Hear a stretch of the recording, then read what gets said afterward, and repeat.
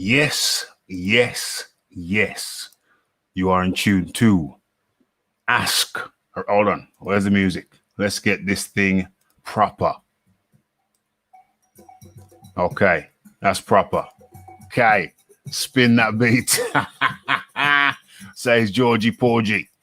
Georgie Porgy DJ, Georgie Porgy up in the building. And you are in tune. Roger Lee up in the building. Okay, people are populating the area now. People are populating the. Hello. Okay. We got Frank the French up in the building. Yes. Raphie, the lineal champ. We've been talking about a lot of lineal over here. Lisa Ballis up in the building. Raphael and Chat. Rick Glaser. DJ Georgie Porgy. Everybody up in the building. Okay. And we got Frank the French. Okay. So, Rick, how have you been this week? How have you been? It's going well. I just got all my new equipment from Samsung and from my internet provider, my new tablet, my new cell phone, all the latest equipment. It should be within 24 hours or 48 hours. My new website will be launched. I've had the same website for 10 years, and I'm coming on with a corporate partner came on with me, and they're going to be advertising on the website. They're an internet. They produce websites and all kinds of internet. Marketing and everything. It's called MainStreetHost.com, and it's located here in the United States. They have 2 locations. Company's been in business 22 years. They got 200 employees, and they give you personal service and quick. I think they should be called Pronto. They're so quick, so they should call it Pronto. But it's all good, all good. Well, that's excellent. Make sure everything is lined up and everything is good and correct. And by the looks of things, it is okay. So we put that in there, and so everybody knows what they're watching. Ask Rick Glaser, Q&A. Rick, we're on the 18th. We're on the 18th edition. There'll be many more to come. Many more to come. Many more to come. Okay, so we're going to get straight into the questions, folks. We're going to get straight into the questions. You know the procedure. Shoot your questions and Rick will answer them. It's as simple as that. Okay, and what's the first question? Okay, it's from Frank the French. Let's get that up on the screen there. It's all right. Ask Rick who he would put his money on out of Devin Haney, Loma, TFE. What the? That's a hell of a lot of people. Damn, that's a lot of matchups. Answer that how you want to answer it, Rick. You'd have to go with the most accomplished fighter right now, which is Loma. But I would say after that, I would say Ryan Garcia, and I'm sorry, Teofimo, Ryan Garcia, Haney, and then Tank. I have the least amount of respect for Tank. He hasn't shown me anything really, and he needs to get in better shape. Supposedly he's getting in shape now for the Leo Santa Cruz fight. We'll see, but he hasn't yet. And I don't think he's got the mental moxie to keep it together. So I think he's a little short upstairs, and I think that's going to hurt him in the long run. And I think when the going gets rough, in a real rough fight where he's got to outthink his opponent, I think it's going to hurt him too. So I think he's got some issues, and I think when he gets pressed, we'll find that out when he's got to actually try to outthink another fighter. I think that I don't think Devin Haney would have that problem. I don't think Teofimo would have that problem. I don't think Ryan Garcia would have that problem, but I think Tank Davis does. Gervonta Davis does. I think he's a little short in the marbles upstairs, and I think in those tight fights where he's getting thrown back where he can't punch because he's getting punched at. I think those kind of things, those kind of adjustments on the fly are going to need to show up, and I think he's going to be lacking there. Just don't think he has that mental moxie. Yeah. Okay. So. Okay. So that was the first question. That was the first question. Let me see. Let's go on. Let's go on. What's this one? Yo, Rick, salute. Yes. And we can hear you loud and clear. Excellente. Okay, so another one from Roger Lee, and it is Rick. Does Tim Tszyu have a solid team around him? Can they be trusted? Can they be trusted to guide him properly? You had me muted again. Did you need to mute it, or was it accidental? Yeah. No, I needed to mute it. There was some there's some. Well, when you listen to it back after the end of the show, listen to it back and you'll see what I mean. Yeah. Really? Yeah. They said this phone you wouldn't get that, but this is the brand new phone. But we'll see. So, anyways, here's the deal. Does he have a strong team? Well, we won't know that till the going gets rough. He's never been in a rough going and get pressed, so we don't know that. But it seems to me the people around him are competent. I just don't know if they can get him to home plate.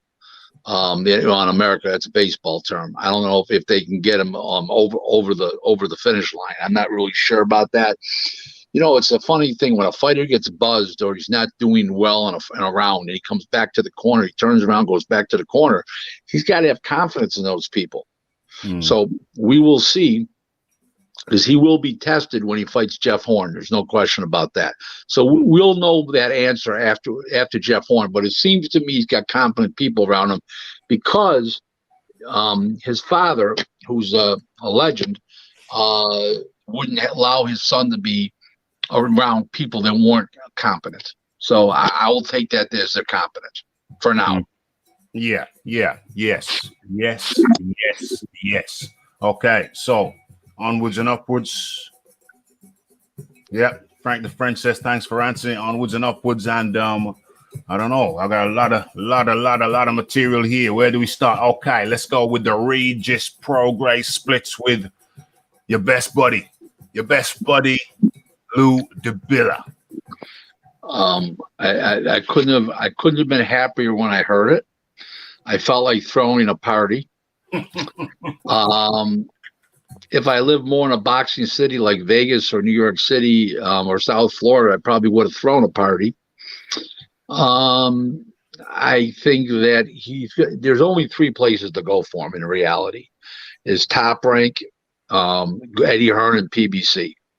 I would say right now, I would say Top Rank has the best shot, but he may not end up there. I think that's the first choice, but it's a matter of who will pony up the most amount of money for his fights.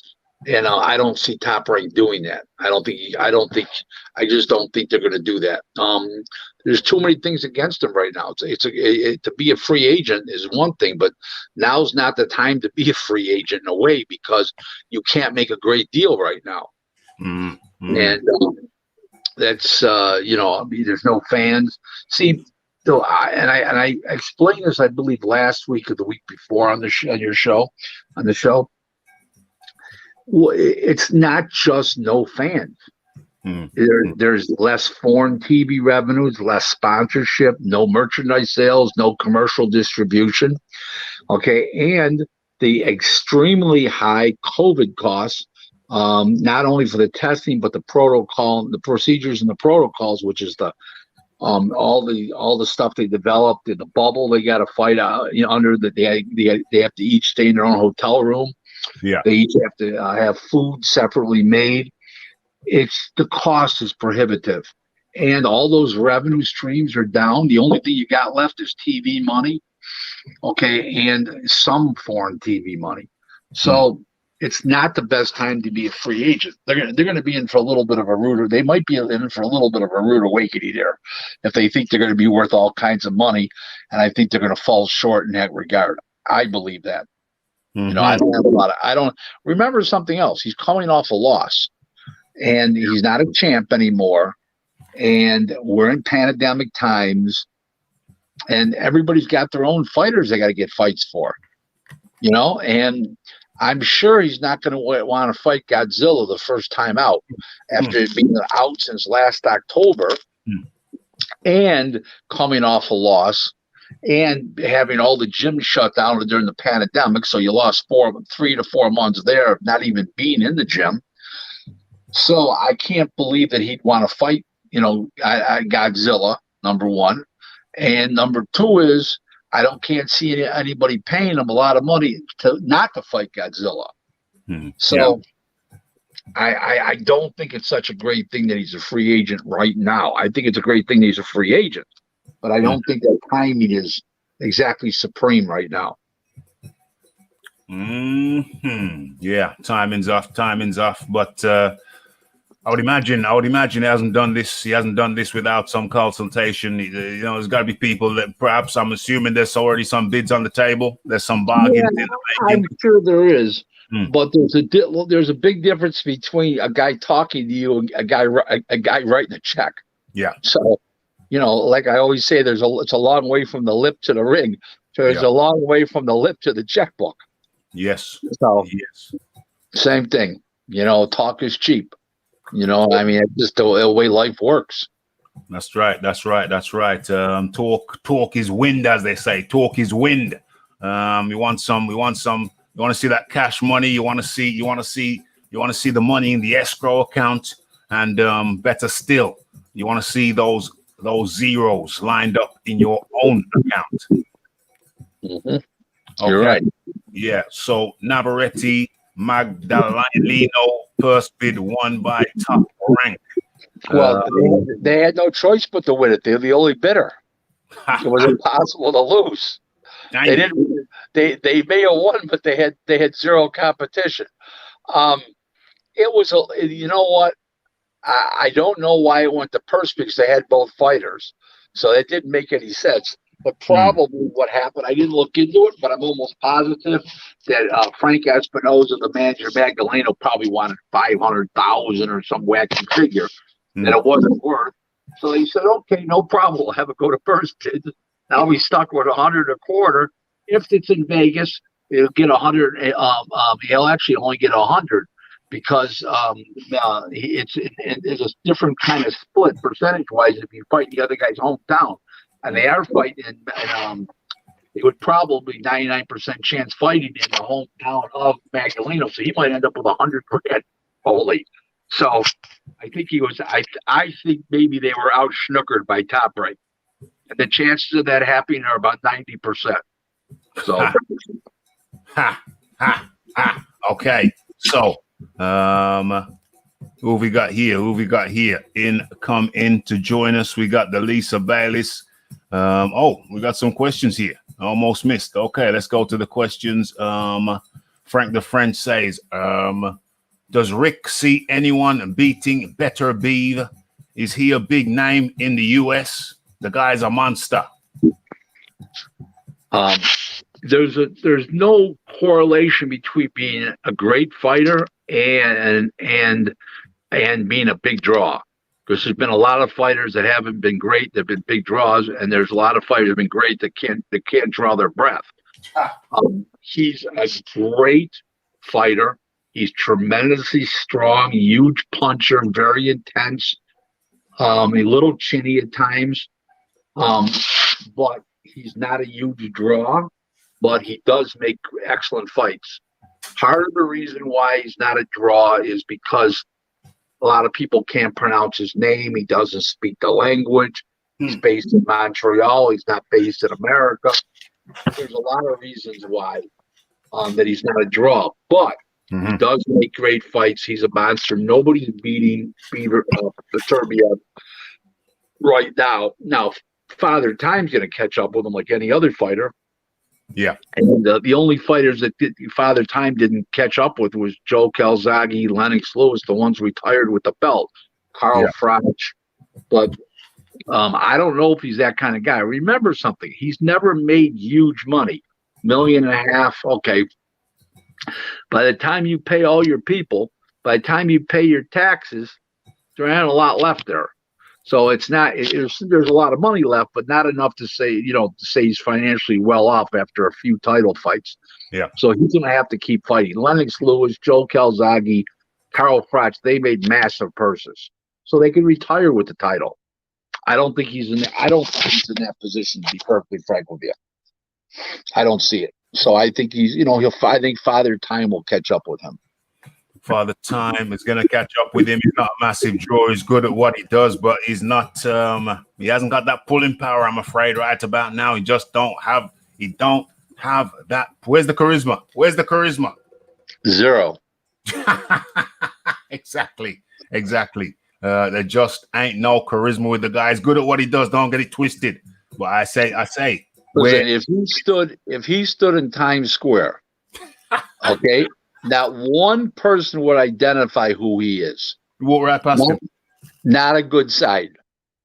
You know what I'm saying? I saw Lennox Lewis at an airport once in Vegas, and a woman comes rushing up. Mr. Lewis, can I have your autograph? Lennox, can I have your autograph? Ba, ba, ba. Everybody knew who he was. Everybody knew Mike Tyson. Everybody knew Sugar Ray Leonard. Everybody knew Roberto Duran, Tommy Hearns, Marvelous Marvin Hagler, Boom Boom Mancini. Yeah. The list goes on. Alexis Arguello. And, now they know Tyson Fury. They know certain fighters. Yeah. And those guys make the big bucks. This guy's just not that kind of – there's no charisma. There's no magnetic attraction. None.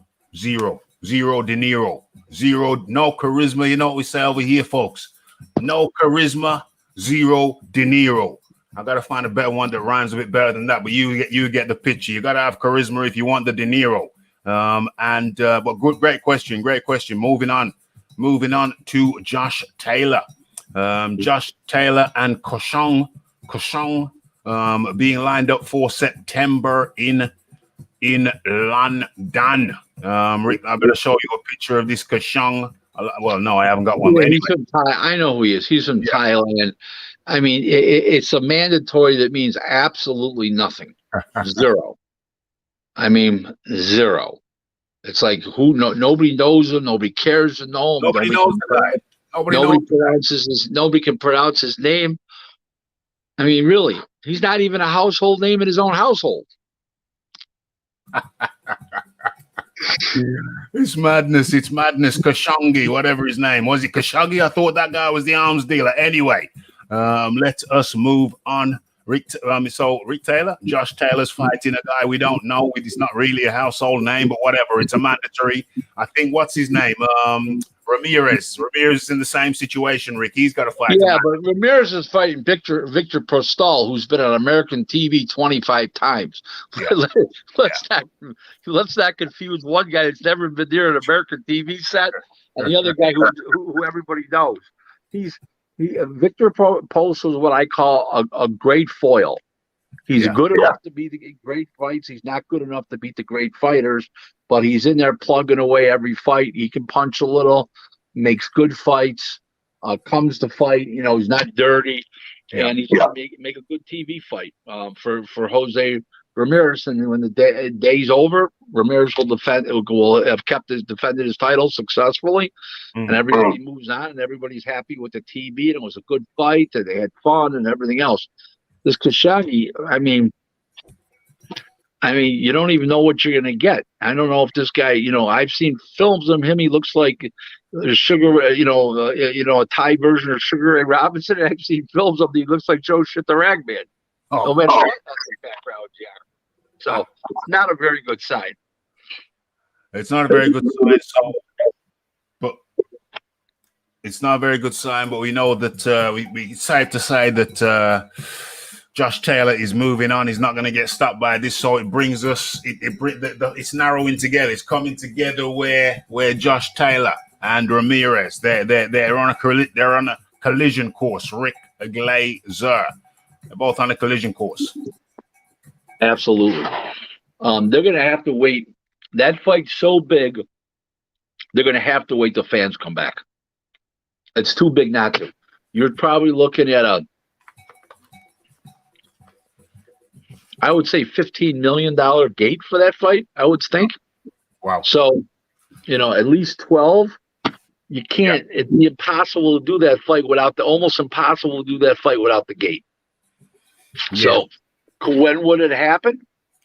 I don't know. So I think once the crowds come back, we've determined the crowds come back, and I think that they're going to do the fight. I just can't see them blowing all the possibilities of that fight with no crowds allowed. It wouldn't make any sense to me whatsoever. Just just like Fury and Wilder, we've talked about 17 million at the gate the last time.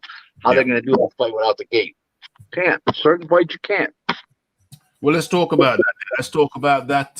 Since you broached this topic, we were going to talk about it at some point. Let's talk about it now. I'm sure you're aware of the. I'm sure you're aware of that situation. Hold on a second. I'm sure you're aware of the situation with Bob Arum. Bob Arum coming out and saying that Tyson Fury and Deontay Wilder is looking at pushing that fight back from December to February 2021. It doesn't matter. It doesn't matter at all. It's a few months. It's 2 month delay from December to February. What's the difference? 2 months in boxing goes by like the last time I looked at my calendar. It was March 13th on Friday. We'll look at the Showtime date. I mean, that was back in March, and now here we're in August, heading towards September. Boxing, 2 months is nothing. Yeah, well, unfortunately, Tyson Fury doesn't see it that way. Tyson says he ain't gonna sit out the whole of the rest of 2020. He wants a fight. He wants another fight in 2020 before moving into 2021. So over to you, Rick Glaser. As much as he's the world champ, and I respect him, there's too many other people that are brain trusts around him. That's him talking publicly. There's MTK, there's Frank Warren, there's Bob Arum. There's too many powerful guys around him. They'll have him under control. Trust me. Remember, they're paying him. He's not paying them. Think about that. OMG. Well, yeah, the little problem with that, Rick Glaser, is that he has another man in his corner by the name of Frank Warren and Queensbury Promotions. Queensbury Promotions could do with a little pick-me-up right now, a little financial pick-me-up. Don't worry about Frank. Frank's doing fine. Believe me. Don't go by what you read, what you hear. Frank's doing fine. Frank ain't missed no meals. He's driving the same cars. He's living in the same mansion. Everything's wonderful. Frank's living a very blessed life. He's got his 2 kids involved in the business. He's got a great matchmaker, and Jason McClory. He's got Andy, Addy working for him. I can't pronounce his last name exactly. Yeah, he's got a good crew around him. He's tight with Bob, and don't worry. There's no problem with Frank Warren. He can wait a few months too. Trust me. Frank don't want to wait. Frank Warren don't want to wait. Frank was heated. He says Tyson Fury's not happy. They want to fight this year. And as a matter of fact, rat-tat-tat-tat, let's look at it. Why should Tyson Fury wait? Why should he not have a warming? Why should he not have a tune-up? Because the revenues are not only going to be down for no gate, the revenues are going to be down, and they're not going to be able to pay him. Okay, you want to fight? There's no problem. First of all, the contract extends itself for the fight for 4 months automatically because of the pandemic. So whatever that contract said in December of this year will extend 4 months automatically into next year. So there's no legality there that they can get around that. The pandemic, there's a clause in these contracts called force majeure. Force majeure, okay? And that means unforeseeable things, acts of God, terrorism, anything unforeseen. And I think a pandemic, since we hadn't had one since 1918, I think a pandemic would qualify as force majeure. Falls into that category.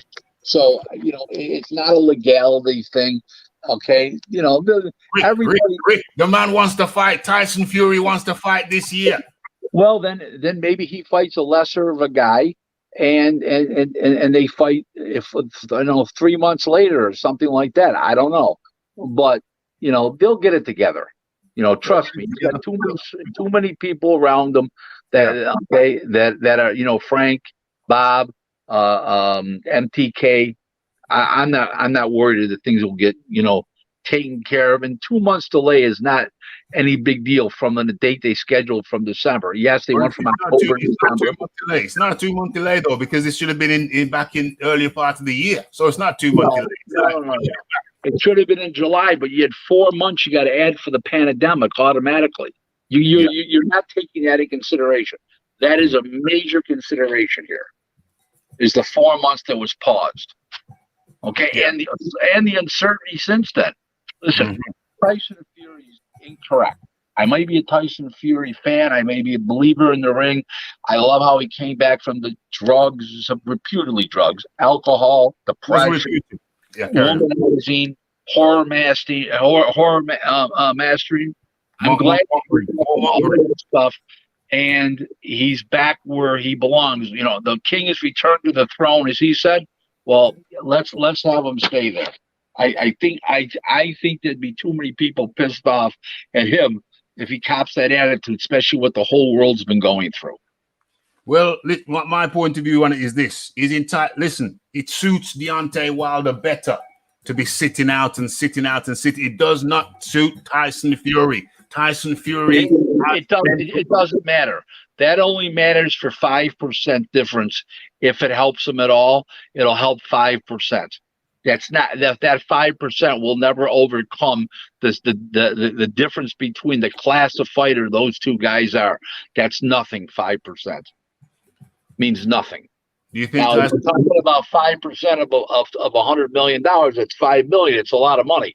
5% of the difference between the abilities of Fury and Wilder is nothing. Is my point. Do you think Deontay Wilder can knock Tyson Fury out? No. Deontay Wilder's got a better shot to get pregnant than that happening. He proved it in the first fight. He knocked him down twice. The guy got up twice. He's not staying down. Listen, people, for all the shortcomings that Fury's had over the years, okay, all the depression, the drugs, the womanizing, the alcohol, this guy can fight, and this guy is a very serious guy once he laces up those gloves. He's got balls down to his ankles. Okay? There's not even a question about it in my mind. As I told you on a prior show, the guy was raised from birth to be a fighter. That's why he was called Tyson. If his father wanted him to be a rocket scientist, he would have a brain, super intelligent. He would have called him Einstein Fury. Okay? So there you go. He called him Tyson after Mike Tyson. I mean, come on now. Well, how much more obvious do you want? That's the difference between Tyson Fury. He's not manufactured. He was born to be a fighter. Joshua is more manufactured, and it shows it. Joshua's going to knock your boy clean out. He's going to put Tyson to sleep. Nah, he ain't. I'm going to send you a box of Kleenex to dry your tears, Rick. I have no fighting interest. Keep that in mind. Only tears will happen if I had financial interest. Trust me. You're not going to put a little cheeky. You're not going to put a little cheeky bet on it. There's no sentimental value to boxing unless you. Okay, it's all about the money. It's about the Benjamins, baby. Yo, Rick, I've got a box of Kleenex right there with your name on it for when Tyson Fury versus Anthony Joshua gets by. There's a box of Kleenex up there, man size.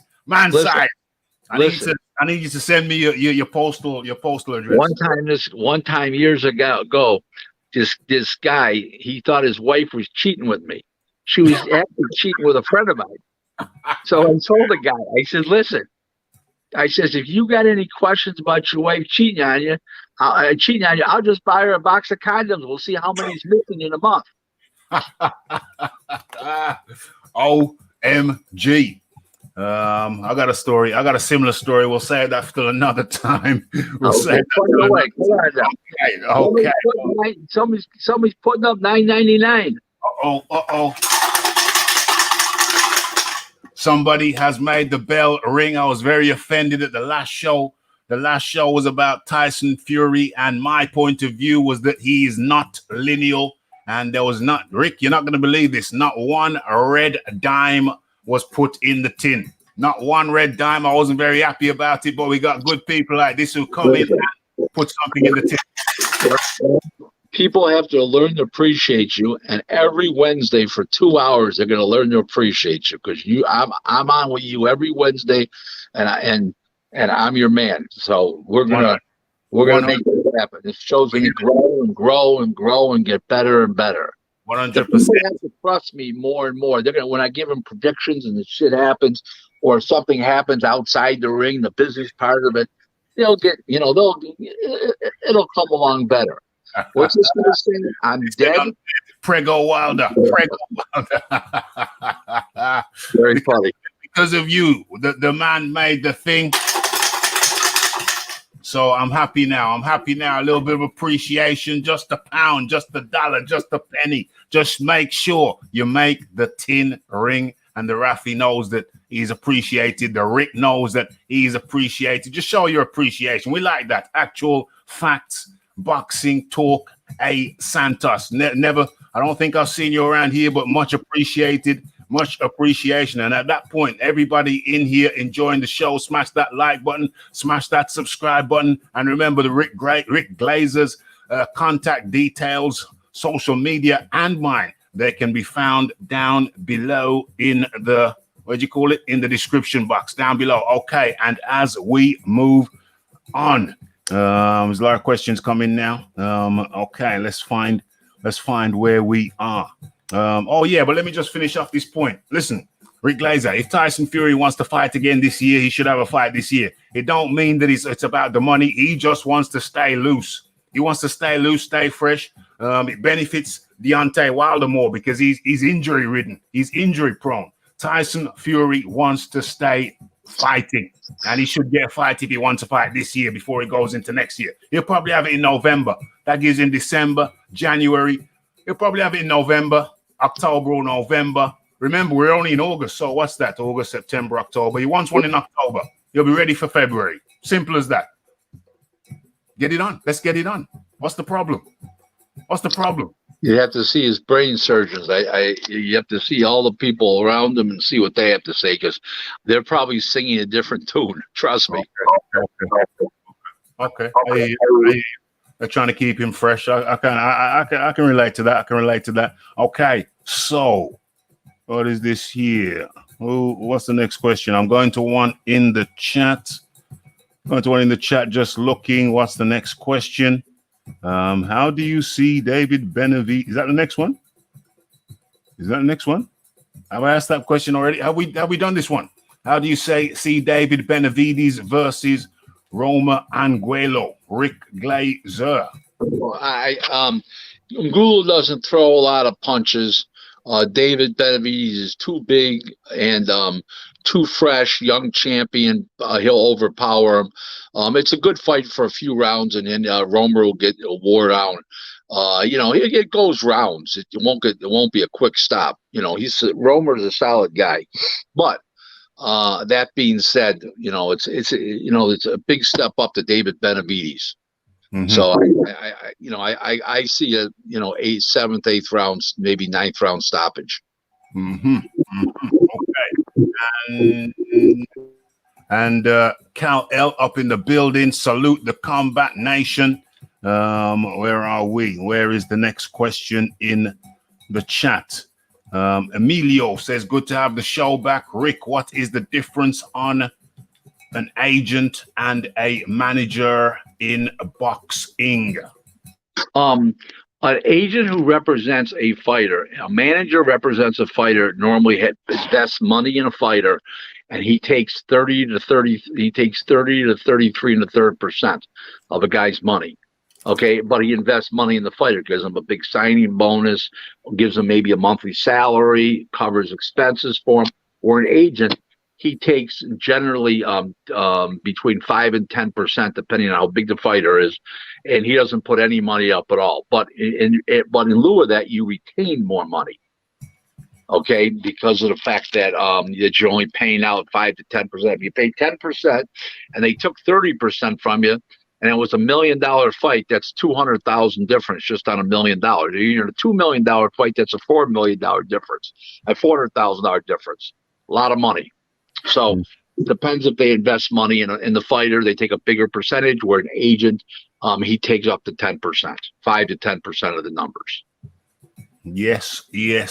So Israel Madrimov says, whoever has the belts, I'm ready to fight them. Yeah, everybody from a Russian type country, those countries over the Eastern Bloc countries, they always say that. He's a good fighter. We'll see what happens. We'll see what happens. We'll see what happens. We will see what happens, Miguel. Hold on. Let me just control this situation here. Okay, so we're good. Okay, so let's have a look at this one here. Okay, so the uncertainty caused by the coronavirus has forced Miguel Cotto's promotional company, Miguel Cotto Promotions, to postpone their planned event that was scheduled for August the 22nd. The new date is October the 17th. I did not know, I don't know if you know, but I did not know that Miguel Cotto now has a promotional company. Did you know that, Rick?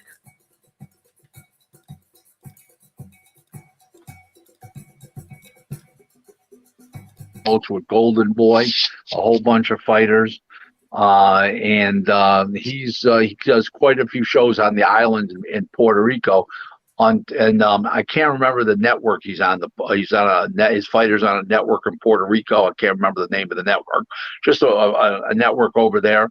And he's a good promoter. He's got some good fighters. He just had a couple world champions. They lost. I'm trying to think who he has right now that's a world champ, but he's got some good fighters. He's a good, solid promoter. Treats his fighters fairly. All good stuff about him. No question about that. Excellente. And what is this one here? Okay, so James Delorme, Fox Fight peaked at 1,224,000 viewers and averaged 1,076,000. That's a lot better than it has been, Rick. No, that's actually worse. That's on a non-cable. That's on terrestrial mainstream television, that's not cable, and that's not good. That's about 600,000 to 800,000 less than they normally do. Oh, damn! That's not good. That's not a good number. Damn. Yeah, remember, top-ranked shows are on cable, so you have to get the cable, and you got to subscribe to that network, the ESPN, the ESPN Plus, and all that kind of stuff. Especially, that's so. A little different, so the numbers come out completely different. Damn! Everybody gets free television. Not everybody gets ESPN. So this is effectively what you're saying. This is effectively free television. Is that what you're saying, Fox? It's not effectively. It is.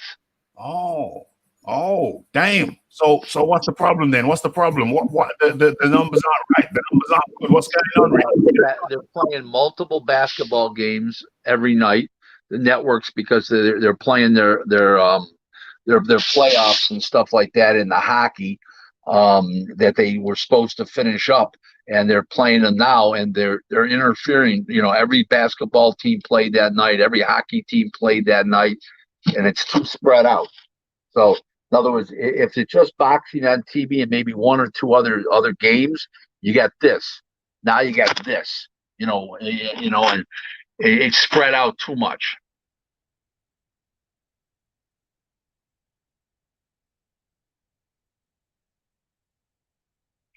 Yes.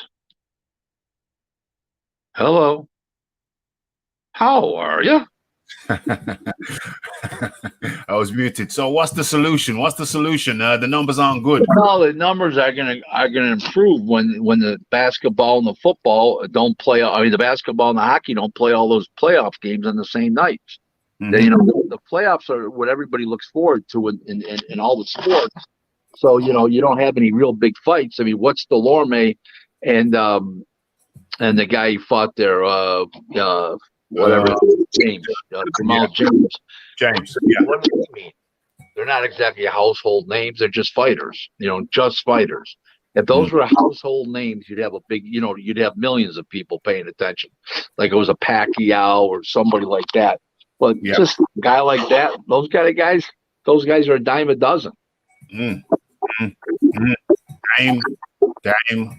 Dime. Okay, so it looks like we're gonna have to wait till the big names come back before we get big numbers. That's just the way it is. They're just warming in, and we welcome in everybody new who's just come in. Remember to hit that like button if you like what you're seeing, like what you're hearing. Of course, this is Ask Rick on Raphael Dawkins Combat Radio, Boxing Talk with Raphie, and in comes the prudent man, and Frank the French is up in here. Neil Dennis says Queensbury is not doing fine. You can see their accounts. No money in there. Listen, don't believe everything you see, hear, read. Everything is fine. Okay? They're making millions of dollars with Tyson Fury. They're making money with all their shows that they get from where they are on the ESPN Plus with the rights fees, and they're on BT Sports. Forget about it. Don't believe all those things. He's doing just fine. They're not holding any benefits for Frank Warren. He needs no pity parties or benefits. He's doing just fine. He's doing just fine. He's doing just fine. Queensbury itself, the accounts may not look too splendid, but Frank himself is doing just fine. Go by how much is in a bank account. Okay, when it's a business, you can't go by that because the owner siphons his money out monthly, quarterly, yearly. You can't go by that. That's amateur hour shit. You can't pay attention to that. I know one thing. On my debit card, for a typical example, I only keep $4,000 to $5,000 in my debit account. Okay, my debit account, because I don't use charge cards. But it's only one account. So you can't go by what's there. It makes no sense. Well, what am I going to keep a lot of money in an interest-free account for? For what? Yes. If somebody stole a number, they could, if there was a lot of money, I'd lose a lot of money. Now I can only lose $4,000 or $5,000. Yes. Okay, so there you have it. That's how it looks like. Don't always go by the numbers. That's what Rick Glaser is saying. Okay, and Dixon Siders up in the building. Dixon Sider says, Rick, if there was a past boxer that you could bring back to modern day, who would it be? Who would it be and why? Who and why? I'm going to add the why. Okay, hold on, Rick. About 500 of them. Larry Holmes, Lennox Lewis, Ali, Frazier, Ken Norton. That's just the heavyweight division. So, I'd bring Joe Calzaghe back in a heartbeat, Roberto Duran, Sugar Ray Leonard, Sugar Ray Robinson. I mean, talk about iconic guys. I mean, a whole bunch. One favorite I would bring back, Roberto Duran. Yes. Because I think he would, because his as good looking as he was when he fought, and as much charisma as he had, and as great as he was, and as hard as he punched, he'd be the king of rock and roll today in professional boxing. He was then. Imagine what he'd be like now. People would be falling all over him. Yes. But I agree with all of that, but I don't like the fact that you ducked Ken Buchanan. I don't like the fact that Roberto Duran ducked Ken Buchanan. He didn't duck him. He hit him in the balls. How's that ducking him? Right in the Johnson. Boom! Right in the family jewels. The only reason why we didn't understand what he said, he was speaking Spanish and he was growling at the same time. Well, I was reading up on Ken Buchanan. We talked about him the other day. I was reading up on Ken Buchanan, and when Roberto Duran took his belt off him, they had a rematch clause. But what I think the president of Panama forbid Roberto Duran from honoring the rematch, and then later on there was another attempt to get the rematch clause to enact the contract, and Roberto Duran or his people simply declined. Rick Glaser, talk to me about that. You know what? That was like 72, a little before my time in boxing.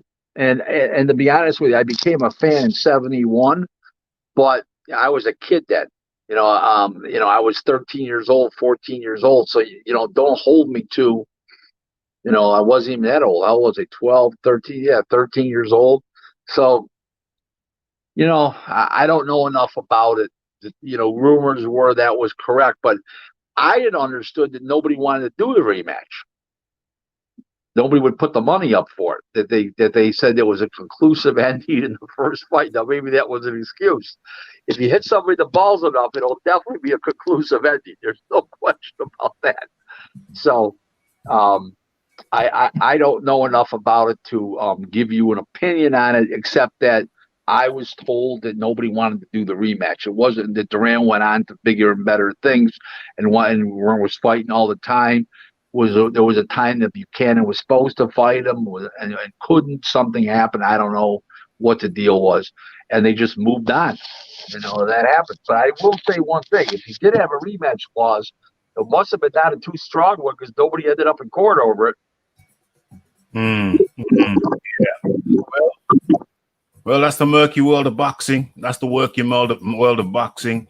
I guess maybe Ken Buchanan's promotional team, the team behind him, weren't strong enough when Andreas the Punch Ruiz tried that shizzle with Eddie Hearn.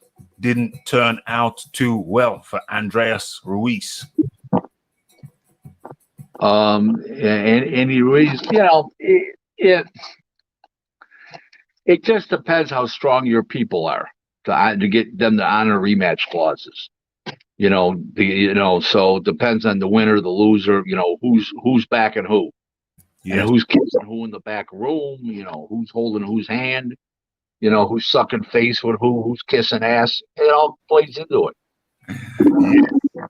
Yes. Okay. So you got to have a strong promotional team to push things. Have a strong people behind you to push through what is right. Okay, so we're staying here in the chat. Hit that like button, hit that subscribe button, and for sure, share my shizzle across the globe. And let's get into the next question from the chat. Okay, so in comes the man like James Jameson, 20,000 in the stadium, making 17 million equals $850 average ticket. Weren't they giving tickets away? Talk to me about that. Talk to me about the math. 17 million. How does that work? The Tyson fight with Wilder? Yeah, Tyson v. Wilder, the second fight. No, they didn't give any tickets away at all. Zero. Matter of fact, a guy who I brokered a fight for was on the undercard, and they told me that it was going to be sold out and it wasn't going to be allowed in the arena in the seating area, that had to go in a special room that they're going to show the fights on. The people that participated in the show that didn't have a seat. Why, he says, I don't go to those kind of shows. I'm not standing in no room. Trust me. So if I can't get a seat, pull up a seat and relax, I'm not interested. In other words, if I'm not important enough to have a seat, I'm not going. So I stayed home. So I did. So tell me about that 17 million. How did they get 17 million from 20,000 seats? $850 average tickets. Tickets were like tickets for ringside were like 4,000. The cheapest seats were like $400, $400. $850. I'm not surprised at all. Zero. No surprise there at all. I never figured it out, but it doesn't surprise me. $850 a piece, because if it's 4,000 for the first seats, let's just say, for instance, 2,500 for the second seats, and you go back and let's say the cheapest seats are 400. That makes sense. Makes complete sense. You want to know the truth? Okay, so there's some really expensive tickets. The first fight, there was some very, very cheap tickets, but for the second fight, they got people. It was in LA at the Staples Center. The second fight was in Vegas, and you have a casino behind you buying up the tickets. and for their high rollers. So that really helps. That's the big difference. That's why you can price those seats in Vegas so much more than you can at the Staples Center, because you got the high rollers, wanting tickets from you and stuff, and they'll come in and gamble.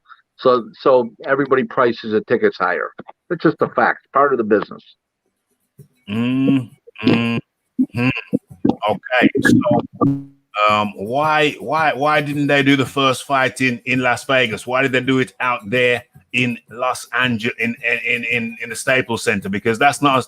I looked at the map. I was going to go to that fight, and I looked at the map. I looked at the map of California. I looked where the Staples Center was. I looked where the potential hotels would be, and that area is not a touristy area. It's not very touristy. Why didn't they have the first fight in Las Vegas? Rick Glaser. Al Heyman makes a lot of bad decisions. That was one of them. That was dumb. Dang. Wow. No, there was no reason not to do that fight in Vegas. Whether Tyson Fury is well known in America or not, he'd been just as known in Vegas as he was in LA. Okay, and I know people that come in from the Great Britain, the UK, to see their guys fight.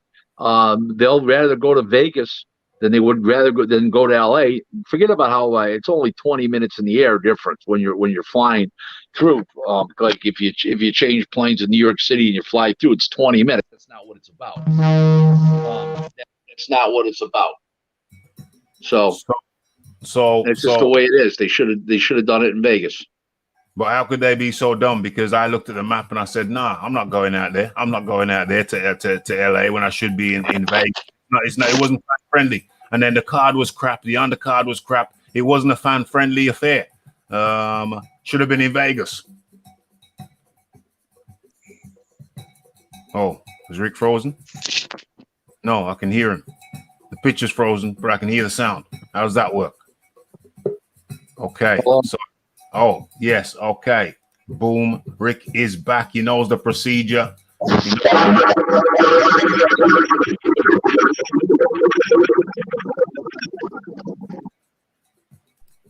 Okay, I think that's because.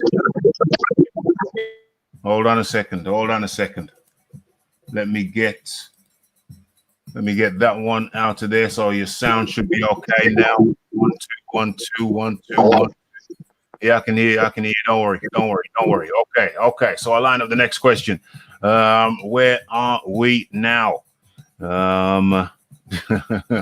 Okay, let's scroll along. Actually, let's go to one from my list.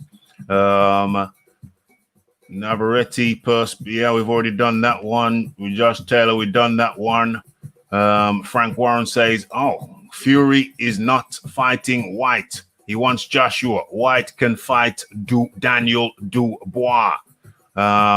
Frank Warren, very, very cheeky chappy. Glaser. I think they should appease Wilder. White with a big fight for a lot of money, and Dylan White's that capability. You know, the WBC is not going to strip what's his name, because they'll go to court and they'll argue. I'm talking about Fury and Joshua, Eddie Hearn, the whole crew, that a mandatory that a unification based on the Ali Act takes precedent over a mandatory. Yeah, typical. So they can stick that mandatory up their ass right now. Everybody trying to overstep Dillian White. I hope justice is served. 1,000 days. 1,000 days. Justice needs to be served. They're not going to stop. They're not stopping the biggest fight of all time, the biggest heavyweight fight of all time for Dillian White. Forget it. Especially he doesn't have Eddie Hearn in his corner, because Eddie Hearn is furious. Joshua's going to look Eddie Hearn straight in the eye and says, "Whose side are you out of here, bro?" So that ain't happening. He doesn't have enough backing. Well, I hope he gets some extra backing from his legal team. I hope his legal team is all the backing that he needs, because fair is fair. They let Tyson Fury. Hold on, Rick. Hold on, Rick. Hold on. Can't hear you. You're muted. They let Tyson Fury come back in, leapfrog him. I don't see why a guy who's coming back off a drug ban should be leapfrogging anybody. But then we thought some justice would be served further along the way, and Dillian Whyte has not got his justice. So I hope that all the backing that he needs is in his legal team. I hope so. But if you want to say something on that, Rick?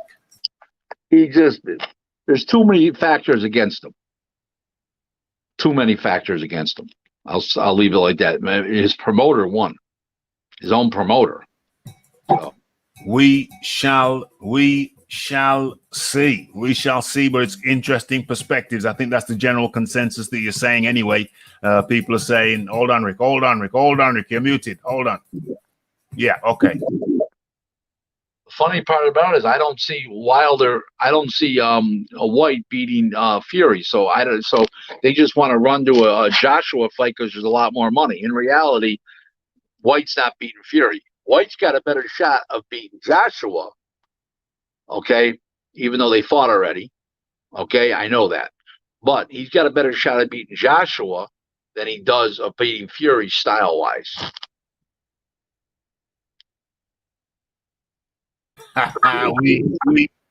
we shall see. We shall see. You know, it ain't happened until it's happened. And right about now, it ain't happening. I want to see it. I want to see Whyte in against whoever wins between Wilder or Tyson Fury. Okay, I want to see that fight. Okay, so going to the next question: if Tyson Fury is such a great pure fighter, forget that. Okay, answer that. I'll answer that question. First of all, that was 6 years ago. Number one, at least 5 years ago. Number one, he didn't know how great he was at the time. Number two is he hasn't been caught in any drug scandals since then. Okay, that was then. This is now. Let's not compare him. He didn't have the confidence in himself that he had back then.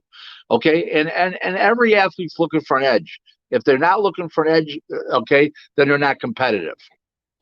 Okay, that's just what the facts are. Okay, so Rick Glaser tackled it. Was 5 years ago, where it was 2015, February 2015 when he popped dirty for the Nandrolone, and now so it's 5.5 years ago. 5.5 years ago, he ain't done nothing since. Rick says, forgive him, forgive the man for his transgressions.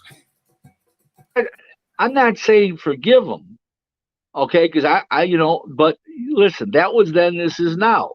He didn't know how great he was at the time. If he was on drugs, what he was or wasn't, I'm not battling that. The question was, he's a drug cheat. Okay, that was what the question was. So even if he is, this is 5 years later. Let's not confuse issues here. Let's not confuse issues. And strange things happen. Strange things happen in the world of boxing. Plot twist. Dillian Whyte sparks both Fury and then AJ. We don't have to worry about that scenario. That ain't happening. He's not beating Fury. He gets to Joshua again. They've already fought. Okay, I'm not saying that White couldn't beat Joshua because Joshua is chinny and White is pumped, but he ain't beating Tyson Fury. No way, no how. The style dictates it. Forget about the chin. The style dictates it. OMG. Lisa Barris. I'm not stalled on Fury, to be honest. Lol, the wild boar. Where are we? Dixon Siders says Rick is the Don of Dons. Should have had a part in The Godfather. Maybe Godfather 4. Rick, would you be open to a part in The Godfather? Okay, so listen, I'll tell you what happened. Okay. In 1989, I got indicted for, I talked about it on the show. Maybe they don't know. I got indicted for racketeering, bookmaking, loan sharking, extortion, mail fraud, odometer rollbacks. I was a one-man crime wave. So the reporter comes up to me after the what's his name for a quote. Okay, the reporter from the local newspaper, the big regional newspaper, he comes up to me for a quote, and he says, Mr. Glaser, can I get a quote? I says, yeah, you're doing a hell of a job for even asking. after what you just heard that I was all about. He turned around like he saw a ghost and walked away. They said I was violent, dangerous, and settled all this piece of violence. And the guy's asking me for quotes after I was just indicted and facing 89 years in prison. Guy's got balls, don't he? OMG. Okay, so I think that's a yes. Rick would be open to a role in The Godfather 4. So long as the price is right, of course. You know, time is money. Okay, so let's stay with the chat. Let's stay with the chat and see what they got. See what they got now. This is good stuff as I eat my steak and wine. Thank you very much, gentlemen. Enjoy that flute of champagne, old chap, me old bean. Okay, so look who we have it amongst. Man, Tampa's finest. What's up, bro? The Red Glove Militant. He's back. We missed you last week. Where you been? I was asking about you. I was very concerned. If you don't I'm concerned. I always say to Raphie, when we talk on the phone or we text each other back and forth, Red Glove Militant, where is he? He's amongst the missing. If I had your name, I was going to look at the obituary column. I'm glad to see you're on there. Column. Come on. Fire Red Glove, ask your questions. Come on now. Yours question. Come on now. Red Glove Militant has joined us. Very good of you, the Red Gloved Militant. Okay, and let's get into the next one. Good to have you, Red Glove. Let me read this first before I put it up. Okay, so Rick, what did you make of the Fox PBC viewing figures the other night? Way more than ESPN has been getting. You kind of touched on that already, but you can touch on it again. It's apples and oranges because of the fact, first of all, his top ranked shows had a $750,000 budget. Okay, that show the other night was more expensive than that. Number one, way more expensive than that. Number one. Number two is yet another issue was one is on terrestrial TV, which is the Fox, and the other one's on cable. So it's not a fair comparison. Top Rank's numbers were good for what it was, and those numbers were bad compared to what they normally are, because nobody knew the fighters and because of the if you're going to pull away from NBA basketball over here in the playoffs and hockey, you gotta pull away from something that's a name, something that you can give them the people they can bite into. Jamal James and Thomas Delorme, what's biting into that? Except their managers taking money out of their purses. Come on now, there's nothing there. OMG. If you ask Rick a question, he's going to give it to you, both barrels, if needs be. Okay, so what's this one? This is from Roger Lee. What does he say? Rick, what's your prediction for Broner versus Red Catch? I don't know. 2-shot fighters, nobody cares. I don't know.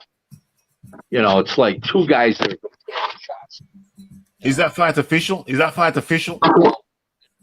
talking about it, but the problem is Broner wants billions of dollars, and they're not going to let him fight Red Catch for millions of dollars. So they got troubles there. We'll see. But it's 2-shot guys. It's too hard to say.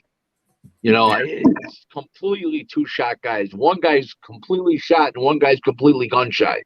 Mm-hmm. So, yes. Where are we? He has a new prospect making a debut soon. Was supposed to fight in the Olympics this year. I don't know who you're talking about. Actual facts. You don't mention the names. Is Rick paying the time? Oh, this is interesting. Is Rick paying for the Tyson versus Jones nonsense? No. Capital N and capital O. No. They pushed that thing back, Rick. They pushed it back. Yeah. Somebody asked me would I pay for it if I had a financial interest in it. I says no, because I'd want my check in advance. Okay, out of that. I mean, these one-off promotions never work. Okay, there's always problems. People don't get paid, and I didn't know about that, and he didn't know about that, and he dealt with 3 guys down the road, and you know, 3 guys back and you didn't deal. I stay clear of all those messes. Both, you know, I'm not buying pay-per-view to watch two guys with the combined ages of 84 years old. That's no, 104 years old. I'm sorry, that's just not happening. Not in this lifetime, but the next. Okay. So let's go to keep your questions coming, folks. Let's go to a couple of mine. So it was recently announced that on August the 29th, the WBA super welterweight champion, Erisandi Lara, will take on Greg Vendetti in a Fox televised live card. How do you feel about that? Vendetti's a joke, an absolute joke. It's a travesty. It's the 2020 version of Danny Garcia versus Rod Salka. A complete embarrassment to PBC, Fox, and everybody involved, including Lara. I understand you're supposed to fight the easiest guy for the most amount of money. I get it. But this is shameful, and it should not be allowed. This guy went to Spain and got knocked out by 2 rounds by Michael Soro, who's 4 levels down from Lara. Okay? I mean, why don't they bring Michael Soro over here? I mean, it's a travesty. Complete travesty. Garbage. Should not be on TV, should not be made for not only for safety purposes, but for competitive purposes. The guy does not warrant or deserve this kind of fight. A year and a half ago, he gets knocked out by Soro. He comes up with a couple bullshit wins in New England, and now they're going to put him in a world title fight in a main event on Fox. Everybody should be embarrassed. Everybody. And maybe that's the problem, though. Maybe that's the problem. We were just talking about what's the problem with the numbers, but if they're making fights like this, then no, you can, for what he's getting paid, you can find a capable guy to fight, to take Vendetti's place and fight Lara. Okay, there's no question about it. So that argument doesn't fly. I don't think you understood what I said. What I'm saying is that maybe that this is part of the problem why the figures are lower than expected, because if they're making matchups like this, I'm talking. You're talking about the ratings. Yes, absolutely, 100%. Just like the Lorme and Jamal James. Who wants to see that stuff? Why don't they have Jamal James fight what's his name? Whether he's 54, 47, so what? Have him fight Lara. Yeah. It's a joke. It's a travesty. And that's what I'm saying. Yeah, if you put these travesty matchups together, then it just ain't going to work. And in the co-featured bout, we have Caleb Truex versus Alfredo Angulo. Angulo's so shot, it's incredible, and Caleb's Truex is what he was, but Angulo's shot, pretty. It's not a co-feature. You know, that whole card sucks. To be honest with you, that's just the truth. The whole card sucks. OMG.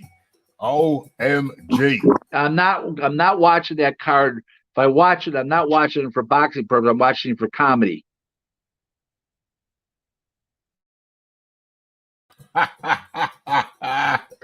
Oh gosh. Okay, so you asked for it, folks. You asked for it. This is what you get when you ask a question to Rick Glaser. You get the answer, mate. You get the answer, and it might not be the one that you may want.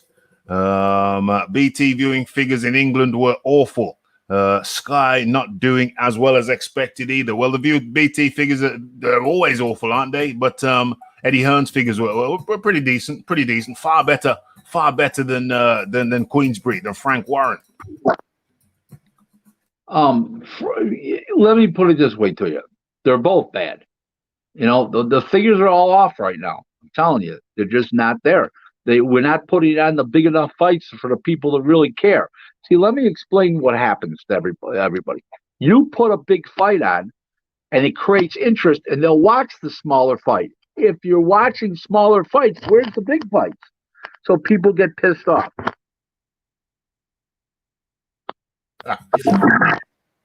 Yes, yes, yes. Okay, so let's get back. Let's get back in the chat and have one. Let's get one or two from the chat. Okay, so let me read this one first before I put it up. You can see the accounts. It's okay. That's going back to the Frank Warren thing. Well, yeah, I mean the Frank Warren thing. Yeah, the accounts don't look good, but I think what Rick is saying. Well, let Rick say what he's saying. That's no bearing on a man's personal net worth and a man's personal success. How much he keeps in his business account. I keep 4,000 to 5,000 in mine, and what's that got to do with it? It's nothing.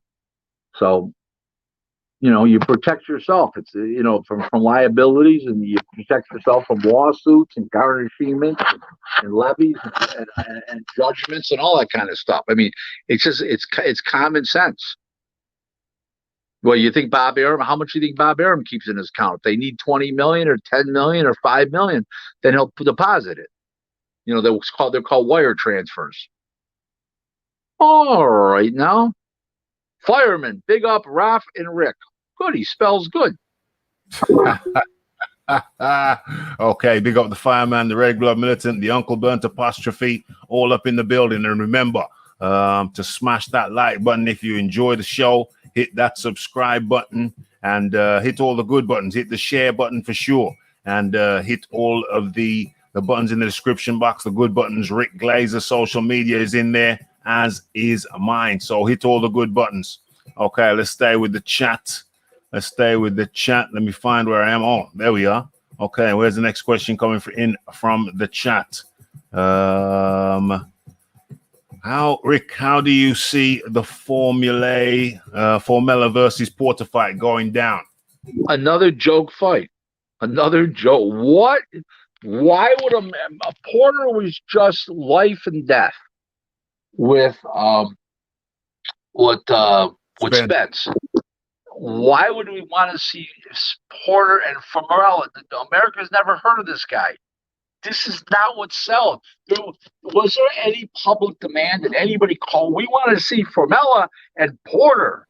There's no public demand. There's none. None. Nobody's asked for that fight. Okay? Put him in with a hard-nosed American welterweight, or a Canadian, or a Mexican, or a guy from the UK. No, and people know who they are in the UK and Mexico. Who's ever Formella? What does he mean here? It means nothing. Never been on near an American TV set. Who cares? W-E. Who cares? Who cares indeed? James Jameson says, I'm Scottish and Ken Buchanan was getting well beat. Roberto had way too much for him. Well, that's why there was never a rematch. There was no demand for it. Nobody asked for that fight again, and that's part of the reason why there was no rematch. I'm sure Duran was never afraid of anybody, guys. He had balls. He had the biggest set of balls in the history of boxing. Okay? So why did he Ken Buchanan his balls then? His balls were so big. There was no intent to do that. There was no intent. He pulled his head down at an angle, and Duran got lower with the punch. It happens all the time, really. Whether ref saw it or not, that's a different issue. Okay, but listen, he was a good champion, a great champion, Ken Buchanan. He lost. Did I say it was fair and square? Maybe the referee fucked up. That I'll agree with. But would he really have beaten him anyways? Probably not. Duran was Duran. I mean, they named the rock band after him, Duran. You probably don't know this, Rick, but the Duran, the rock band, actually just come a few miles from where I live. So it's a local band to us, Duran. Yeah, Hungry Like the Wolf, etc., etc., etc. Okay, so let's get into the next question. Let's keep them coming quick and fast.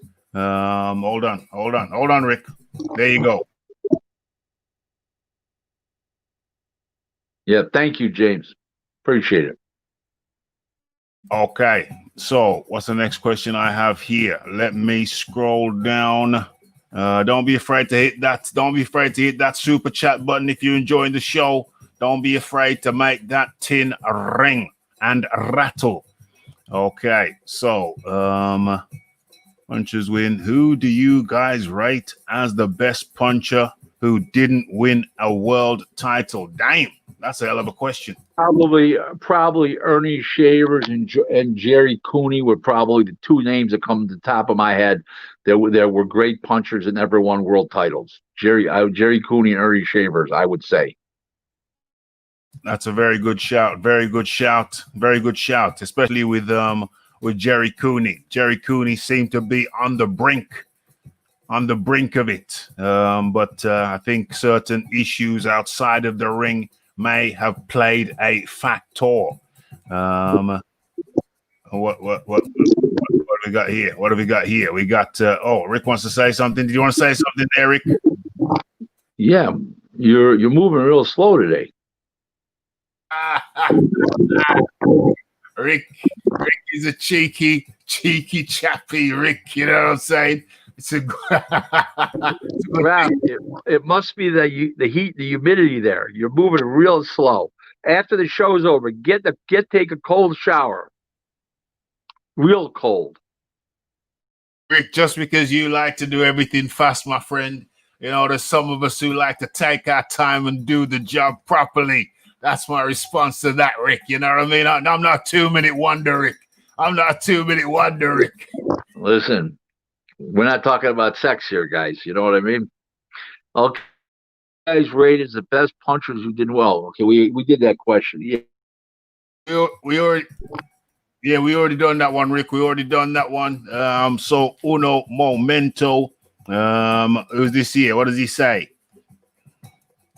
Rick, do you admit that Tyson Fury is not a pure fighter? I guess Jarrell Miller just don't know how great he is yet. Oh, that's a comeback to you, Rick. You're talking about completely apples and oranges. Complete apples and oranges. Tyson Fury is a great athlete, got super fast hands, very limber, very mobile, and slick and smart. And he's got eye scope this wide. We're talking about apples and oranges here. Miller's never beat anybody in his life. This guy's already beaten Klitschko. This guy beat he beat Fury. He beat what's his name, Wilder twice. I mean, the first time was a robbery. So no matter what way, it's a different league altogether. Jarrell Miller, please. I mean, come on. You're talking about apples. Another thing is, Tyson Fury did not take a steroid. Tyson Fury supposedly took something to enhance his endurance. The other guy took steroids and something to enhance endurance. So apples and oranges. What Tyson Fury took can't hurt the other fighter. What's his name took one of the things was steroids can hurt the other fighter. Tyson Fury tested positive for the steroid nandrolone, Rick. So nandrolone, that's a steroid. It's a steroid. You can't get around it. But if you're saying that Miller took more compounds, then yes, I would agree with that. But let's not get it twisted. Nandrolone is a performance-enhancing steroid. Right, but it's to increase your wind. It's not to increase your physical strength. What I'm told. That's what I've been told about the various ones, and that's the one that comes up that increases, it expands your lungs and stuff like that. It's a performance-enhancing drug, yes, but it's not a true steroid where it makes you physically stronger. It will help your wind and carry you through a fight better, no question about that. So, performance-enhancing drug, but let's not compare Wilder and Miller, because even if neither of them want steroids or any kind of performance, Fury slapped Miller around like a wet noodle. Okay, well, I'm gonna have to respectfully disagree with your assessment on the nandrolone, Rick. As far as I'm aware, it is a steroid which increases strength as well as stamina. But what I'll do is I'll make a mental note to look at the properties of nandrolone, and I'll probably drop that as a video. Okay, but as we move on, Big Boys Boxing says, did everyone realize that wild boar in the UK have been extinct for almost 100 years? Okay, well, that's informative. I guess they're going to say they shipped it in over from France. Okay, and Ruben Guerrero is up in the building. Does Rick think Lou's being left in the lurch now that Regis Prograis has left him? No, he was paid off for the one fight. They had an amicable agreement, and he was paid off for one fight. And they did a buyout. They had one fight left. They weren't re-signing him. He's got no TV. He's a putz. Everybody knows it. Where are we now? Boom. Okay, so Ryan Garcia, Luke Campbell deal has been reached in principle. WBC purse bid delayed. What's all that about? Purse bid delayed. What are they talking about? Rick, help us out. What it is they stopped the purse bid from happening yesterday. They told Mauricio Suleiman, the president of WBC, that they have a deal in place, but the minor details were not straightened out. So by next Tuesday, they have to submit everything to the WBC completed with a date and everything else, exact date, the TV, the and everything else, and both sign contracts and everything. Then there's no purse bid next week. It's just a formality. That's what they do. So it forces everybody to make the deal this week. If not, next week, next Tuesday, they go to purse bids. So it speeds up the process. Nigel Dennis says, Rick, what the hell is going on with the WBA Tank versus Leo? What weight is the fight at? Why 2 belts in 2 different weight divisions? 30 pounds. I can't believe Gervonta Davis is going to make 30. He's going to be too weak. He'll come in at 33 and have to pay. The promotion will have to pay, $1 million to try to get it from Tank. Tank will balk, and he'll weigh 33 or 34. Something's, it's all phony. It's typical BS. There's no reason to fight for the 2 belts. You fight for the 30-pound belt, the 35's not on the line, and it forces them to make 130, or everybody walks away. Now the 35 pounds belt's gonna be on the line. A very ugly situation. Yes. Ugly situation. Let's move on to the next intangible. Boxing news is up in the building. How do you do, Intangible? Good to have you up in here. Everybody, don't forget to hit that like button if you like. Hit that subscribe button. Don't forget to hit the share button and spread Raphie's shizzle across the globe. Let's fertilize the earth. Let's do this. We can do it. Okay. So, what was this one? What was this one here? Look how old Lara is now. Imagine he got the Canelo decision and Paul Williamson's decision too. Paul Williams decision too. I first of all, I didn't think he beat Canelo, and I didn't think he beat Paul Williams. So I don't know what he's referring to. If my mother had balls, she'd beat my father. So I didn't either those fight. They were close, but I didn't see him winning. Don't forget, judges don't give you points on sizzle, give you rounds on sizzle. They give you points on steak. Canelo brought the steak. Lara brought the sizzle. Paul Williams brought the steak, and Lara brought the sizzle. That slick shit only goes so far. Your judges see through that shit.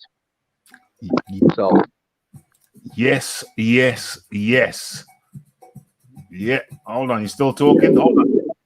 Fury 2-0 against Wilder. Yeah, officially he's 1-0-1. Okay, but those fights, like I said, if my mother had balls, she'd beat my father. OMG. Rick shooting from the hip as per usual. And another one from the chat. What does this one say? Rick, who do you think Shakur Stevenson will be fighting next? I don't know. I have no idea. I haven't heard anything. I know it's going to be at 130 pounds or thereabouts. It's going to be in the what do you call weight class. Um, it's one of those things I don't know, but it'll be in the 130-pound weight. He might weigh 32, but it'll be in the 130-pound weight class. So, but I don't know who will be fighting. We'll see. And the guy wrote something about he's sick. There's 6 million in the hole. Doesn't mean anything. I don't understand. I mean, are they taking Frank Warren's personal money out of his personal accounts to pay the 6 million? Are they selling their houses and their Rolls Royces and Bentleys? No. Are they laying people off from Queensberry? No. Don't go by that, folks. Okay. Thank you. Yes. I thought his name was Formella. It is indeed pronounced Formella, but the Raphie likes to put his own spin on things, and so certain things may not be pronounced in the manner to which you are accustomed to. Okay, so hold on. Rick's coming in. I wish we didn't have to pronounce his name at all, because if we didn't, he wouldn't be in the fight. And he shouldn't be in the fight. Dame. We can call him Baby Formula. Okay, I tell you what, we'll compromise and we'll call him Baby Formula.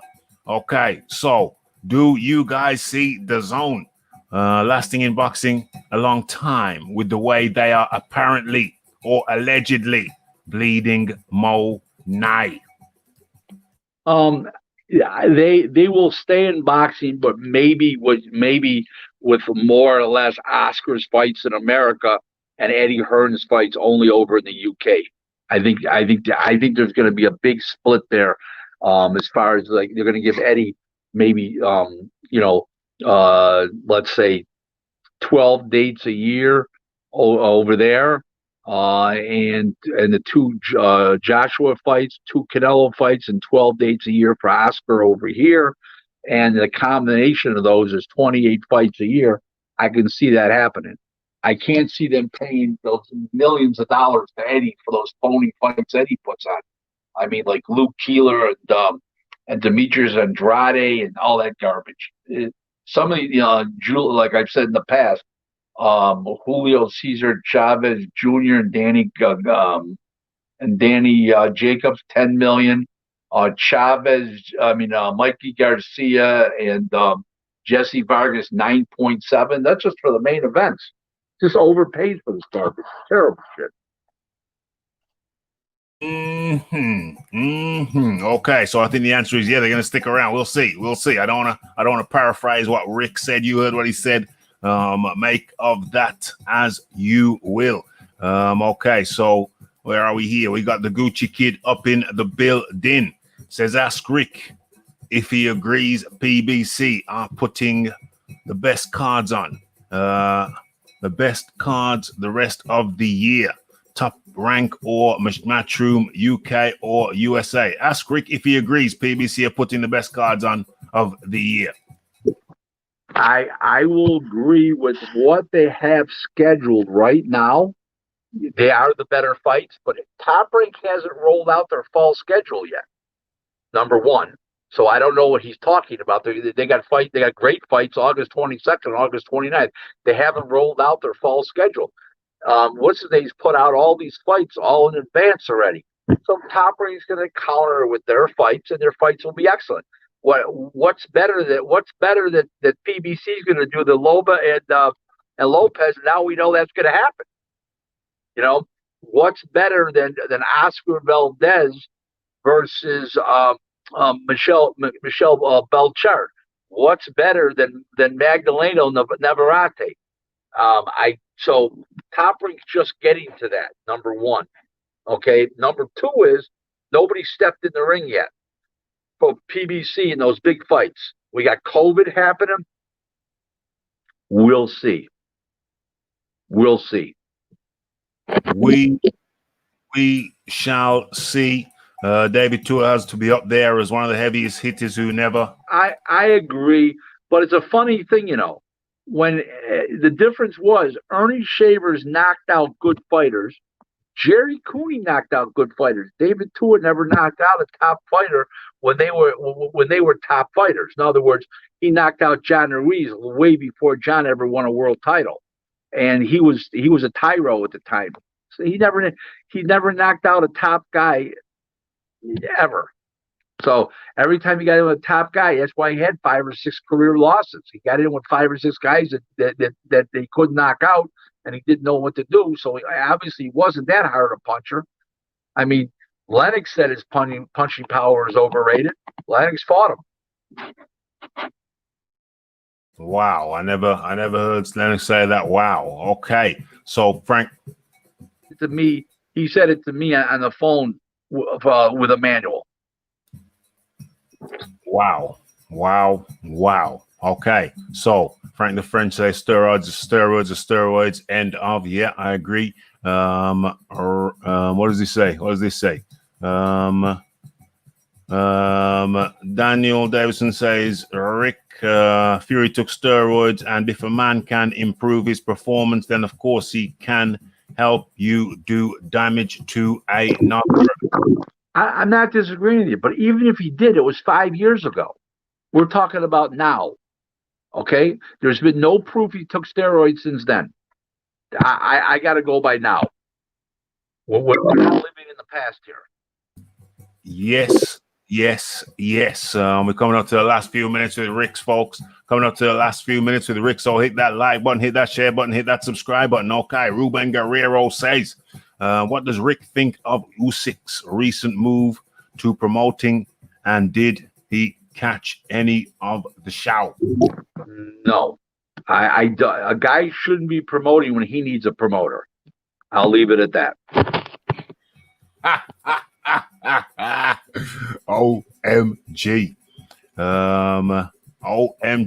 Big Boys Boxing says, I hope everyone leaves the Bella. I always thought he was an imbecile or an idiot, even before I knew Rick's history with him. Okay, well, real quick. I put it up on Twitter last night, whatever. I saw it. And a great story. So DeBella leaves HBO. He opens up a boxing office in New York City, DeBella Entertainment. And he flies. I'm coming to see him in New York for some boxing business and with other people there. He sits down with me, talks to me about hiring me. So when he told me how much I would be getting paid, I said, Lou, I make more than that independently without a boss. And why would I take that job to make less money and to pay those big expenses and having to move to New York City and pay those big rents and everything costs a ton in New York compared to Buffalo where I live. Why would I do that? So when he goes out and hires this other guy, who is a capable guy, don't get me wrong, I like the guy. And somebody said in front of a group of people, how come you didn't hire Glaser? Oh, I'd never hire him, he says. There you go. Thank you. That's not good. That's not good at all. That's not good. That's not good. That's not honorable. Yeah, I ain't gonna say much more about that because it ain't good. It ain't good at all. But Nigel Dennis asks, Rick, what is your opinion of Rolly Romero at 135? Think he could be a champion? Looks like a big puncher. Does he beat Martinez on Saturday? He should beat Martinez on Saturday. He's a very good fighter. He can punch. He's real strong, but there's a lot of unmarked questions about him, whether he can take it, the punch on the chin, whether he can take the pressure, take the heat. Nobody's ever seen him get pushed back yet in a fight, so we have to see.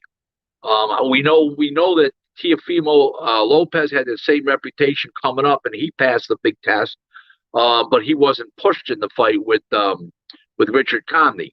We'll see when this guy gets pushed, but all the physical attributes are there. Whether he can the intangibles are there, we got to see yet. But he looks to be the part. I'll put it that way to you. He looks to be the part. Rolly Romero, 1-3. Rolly Romero looks to be the part. Nigel Dennis asks, as we come to the last few minutes of the show, Nigel Dennis asks, did Gary Russell Jr. really break Crawford's jaw? Okay. I've never heard that story before Gary Russell said it. At the time that they were amateurs, I was actually following the amateurs. Okay, I haven't done that in years. So that was like the last group of guys that I did follow. I never heard the story before he mentioned it. Nobody's been able to verify the story. Nobody ever heard of it before that I asked. And we're all the same boat. So it doesn't sound practical to me. Don't sound practical. Roger Lee. What's this here? Hold on, Rick. Hold on. You're muted. Hold on. Okay. Lubin beats Geisha. There's two ships crossing in the night. One's on the way up and one's on the way down. Or one's leaving the harbor and one's docking. One's docking. Their ships passing in the night. And Lubin much for Geisha. The best Geisha doesn't beat Lubin. Okay, the best Geisha doesn't beat Ruben. L. Doc says, Lubin. Say that again. The best Geisha does not beat beat Lubin. Yes. Coming up to the last few minutes. Where are we now?